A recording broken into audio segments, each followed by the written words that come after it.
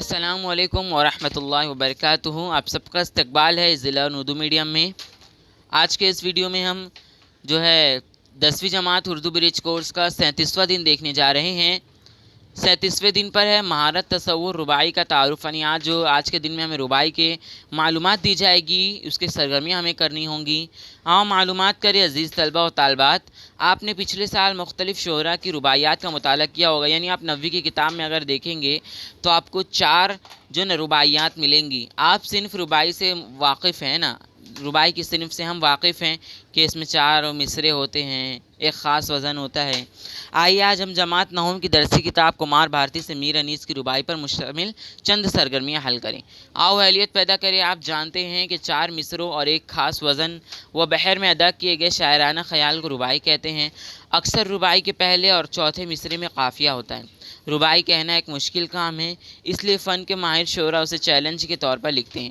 تمام بڑے اہم شعراء کے کلام میں رباعیاں ملتی ہیں۔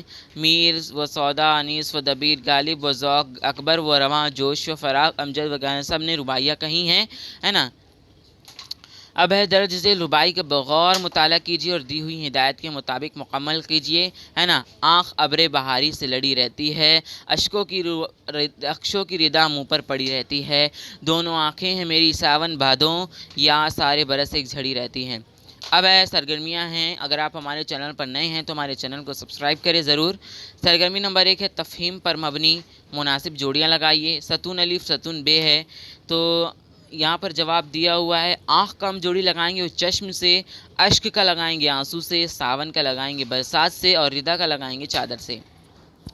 سرگرمی نمبر 2 ہے ذاتی رائے استحسان کلام۔ دونوں آنکھیں ہیں میری ساون بھادوں، اس مصرعے کی وضاحت کرتے ہوئے اپنی ذاتی رائے تحریر کیجیے۔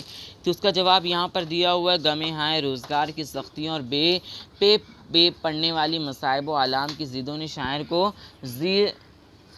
ضد و رنج اور زود حس بنا دیا ہے۔ اب ذرا سی بات پر اس کی آنکھوں سے آنسو جھلک پڑتے ہیں۔ وہ کہتا ہے کہ اب میری آنکھ ابر بہاری سے لڑی رہتی ہے، ایسا لگتا ہے جیسے اس کی آنکھوں کو موسم بہار کے بادل سے عشق ہو گیا ہے، اس لیے وہ موسم بہار کے بادل کی طرح ہمیشہ برستی رہتی ہے۔ یہاں تک کہ اس کا چہرہ آنسوؤں میں ڈوب جاتا ہے اور محسوس ہوتا ہے جیسے آنکھوں کی چادر اس نے چہرے کو ڈھانپ دیا ہو۔ جس طرح ساون بھادوں کے مہینوں میں خوب پانی برستا ہے، اس طرح اس کی آنکھوں میں بھی برس کے 12 مہینے جھڑی لگی رہتی ہیں۔ آؤ مشق کریں۔ میر انیس کے حالات زندگی کے متعلق اپنے اساتذہ سے مزید معلومات حاصل کیجیے اور اپنی بیاض میں لکھیے۔ اور آؤ تخیلاتی بنے۔ چیلنج ہے رباعی میں موجود لفظ آنکھ پر کسی رسالے، اخبار یا انٹرنیٹ سے اندشار تلاش کر کے لکھیں۔ تو میر انیس کے بارے میں یہاں پر معلومات دی ہوئی ہے، کچھ آپ اسے لکھ سکتے ہیں، ہے نا۔ اس کے بعد ہے کچھ اشعار آنکھ کے اوپر۔ تمہاری آنکھوں کی توہین ہے ذرا سوچو، تمہارے چاہنے والا شراب پیتا ہے، تیرے جمال کی تصویر کھینچ دوں لیکن زباں میں آنکھ نہیں، آنکھ میں زباں نہیں، تیری آنکھوں کا کچھ قصور نہیں، ہاں مجھی کو خراب ہونا تھا، لوگ کہتے ہیں کہ تو اب بھی خفا ہے مجھ سے، تیری آنکھوں نے تو کچھ اور کہا ہے مجھ سے، جو ان معصوم آنکھوں نے دیے تھے وہ دھوکے آج تک میں کھا رہا ہوں، ایک آنسو بھی حکومت کے لیے خطرہ ہے، تم نے دیکھا نہیں آنکھوں کا سمندر۔ آج ہماری 37ویں دن کی سرگرمیاں یہاں پر کمپلیٹ ہوتی ہیں۔ ہم جلد سے جلد آگے کی ویڈیوز اپلوڈ کریں گے، اور جتنے بھی ویڈیوز ہو چکے ہیں جتنے بھی دنوں کے ان تمام ویڈیوز کی لنک ہم نے ڈسکرپشن میں دی ہے، آپ وہاں سے جا کر چیک کر سکتے ہیں۔